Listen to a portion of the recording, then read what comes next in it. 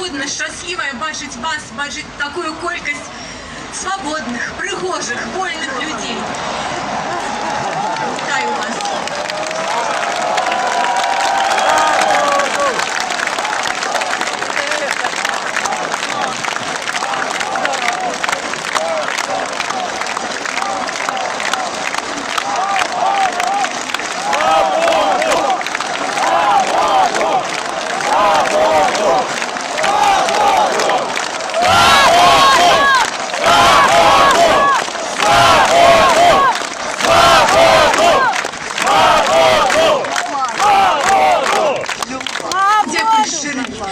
Мой муж Миколай Статкевич зараз знаходиться за кратами. Разом з ще більшим двома десятками вольних, мужних, свободних людей, які хочуть для цієї країни іншої долі, які хочуть, щоб вона була вольною і щасливою. І він віддав амаль 30 років свого життя своїй самій коханої, як ми жартуємо вдома, жінці, самій отданной, самой любимой, самой коханой Беларуси.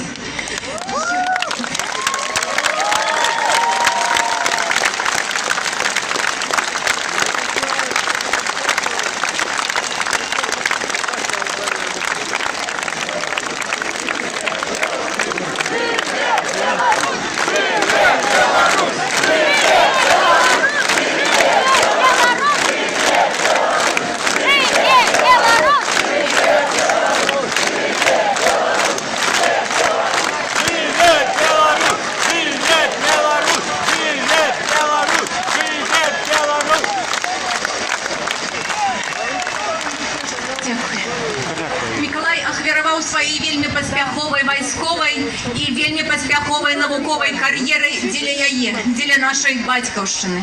Ён хацеў, каб яна найперш была, каб яна была вольнай, каб яна была незалежнай, каб яна была шчаслівай і заможнай, каб з гэтай краіны нікому не хацелася з'язджаць, але наадварот сюды дзеля рэалізацыі сваіх самых смелых паімкненняў і самых амбітных планаў хацелася прыязджаць людзям з усяго свету.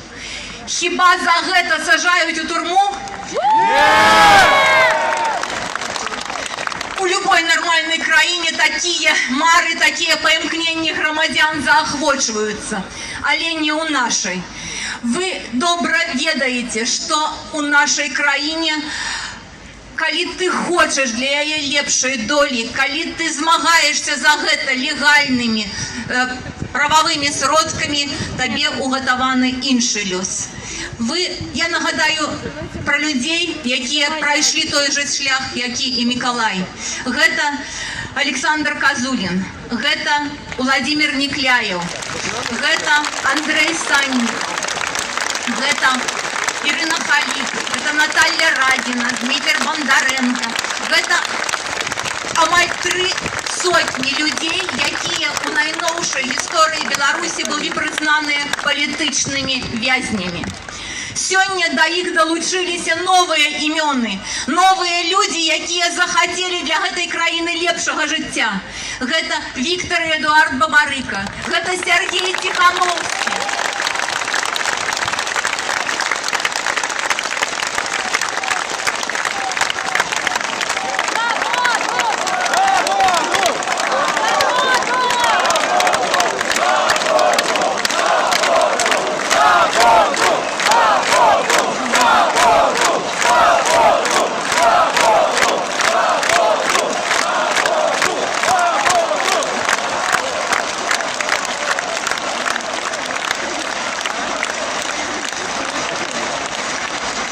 Нязломны Павел Севярынец, чую жонку Вольгу вы толькі што чулі, які цвёрда стаіць у свабодзе, цвёрда стаіць у любых умовах, якія б не прыгатаваў яму лёс. Сёння для нашых блізкіх падрыхтавалі новае абвінавачванне. Сёння ў нейкіх, я не ведаю, вар'яцкіх мозгах утварылася ідэя, што іх можна аб'яднаць з боевиками, вагнеровцами, днями затрыманными.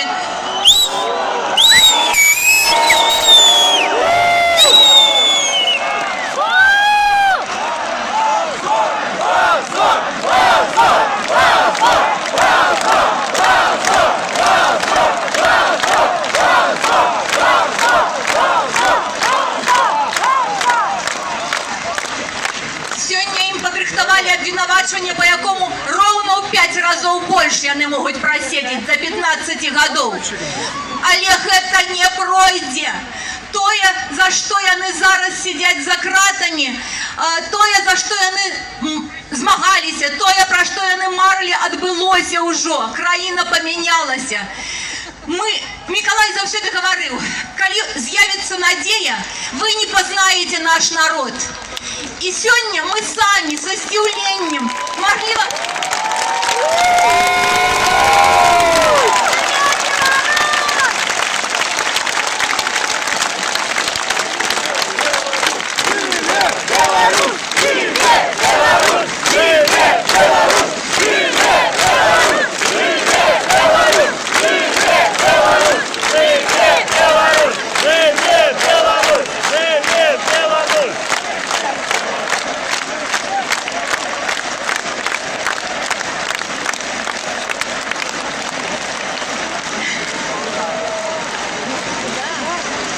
Сёння мы самі не верым яшчэ, з недаверам, з надзеяй, з гонарам глядзім на сябе сапраўдных. Мы вот такія, мы не іншыя, мы не народец, мы не быдла, мы жывем не ў гарадзішку.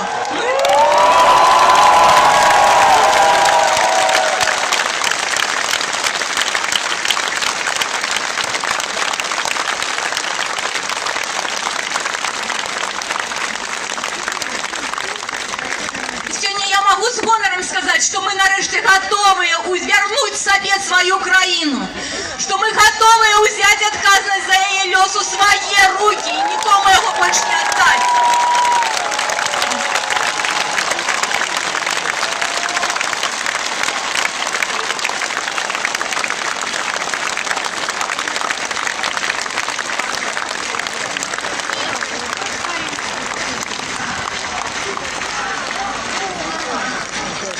Ведаеце, я ніколі не плачу ад гора, але мне зараз хочется плакать ад удзячнасці, ад шчасця, ад надзеі, ад той магутнай плыні, ад той энергіі, якая зараз зыходзіць ад вас. Дзякую шчыры, дзякую за салідарнасць, дзякую за тое, што мы зараз усе разам робім.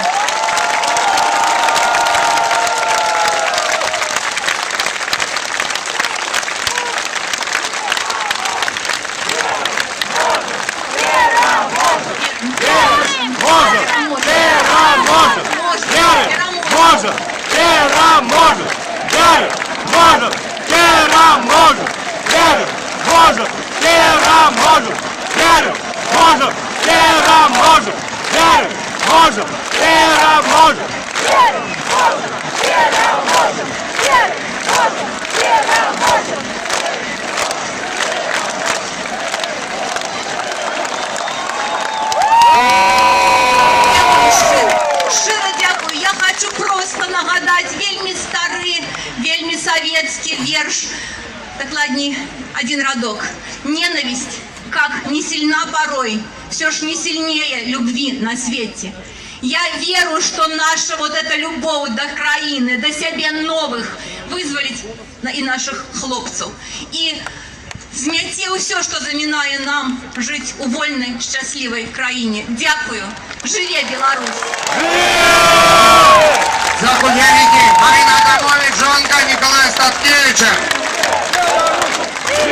Великий дякую.